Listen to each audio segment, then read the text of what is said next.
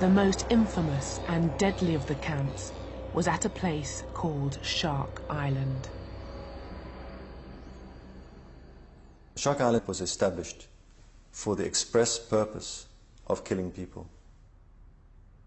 Anybody placed on that island, everybody knew they were going to die. People knew that, the German officers knew that. If I were to have to use the language of the Nazi period, then I would certainly see Shark Island as a death camp. The people were back together in Shark Island from all over Namibia. Hereros, Tamaras, Bushman, Nama. And they had cool-blooded murder there. My own family, my ancestors, they were also killed there.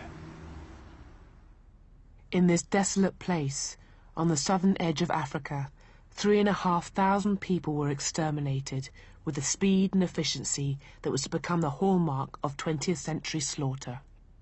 The genocides which took place in Namibia in 1904 to 1909, they are the precursor to what happens in the Nazi period. They are the precursor. They have the same symptoms in the sense that you can see the bureaucratization of mass killing.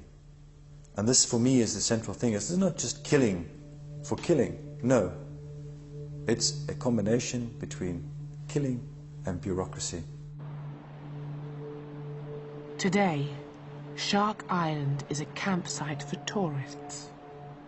The Africans who were frozen and starved to death here have been almost erased from memory.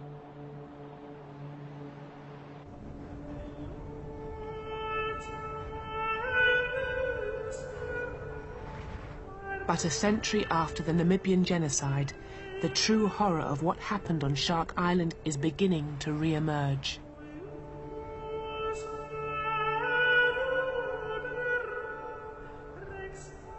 In a recently discovered mass grave, just a few kilometers from the site of Shark Island, lie some of the victims of the 20th century's first genocide.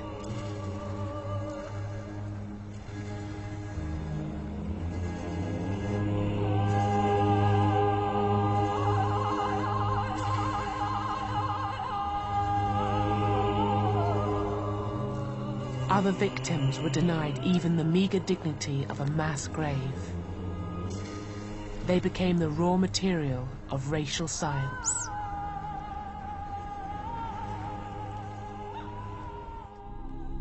Their skulls and even severed heads were sold to museums in Europe and used to prove the inferiority of Africans.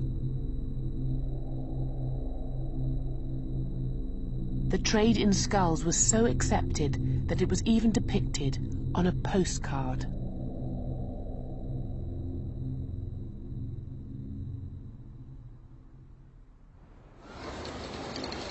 In the aftermath of the genocide, German racial scientists continued to use Namibia as a field laboratory and the African peoples who had survived as their subjects. In 1908, a eugenicist called Eugen Fischer travelled to the small town of Rehoboth, home to a people of mixed Boer and African heritage who called themselves the Rehoboth Bastards. Fischer and his assistants spent months photographing, measuring, and examining the inhabitants of this town, people whose descendants still live here. The person at the bottom there is my grandfather, Malcolm McNabb, and above him is his brother, Charles McNabb. My grandfather used to talk a lot about what they did, measurements, the eyes, the nose, the lips, the ears, hair, etc. They was not aware of the nature of the experiment. Lying in the vaults of an archive in modern-day Namibia, Eugen Fischer's original files and photographs remain as he left them a century ago. They reveal his methods and also his aims.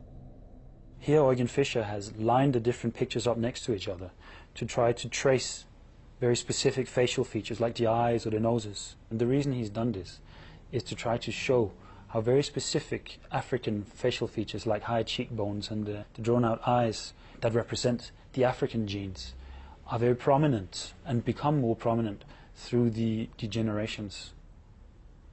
Eugen Fischer came to Namibia to prove one basic point, and that was that racial mixing was always bad, and that the African gene is dominant over the white gene.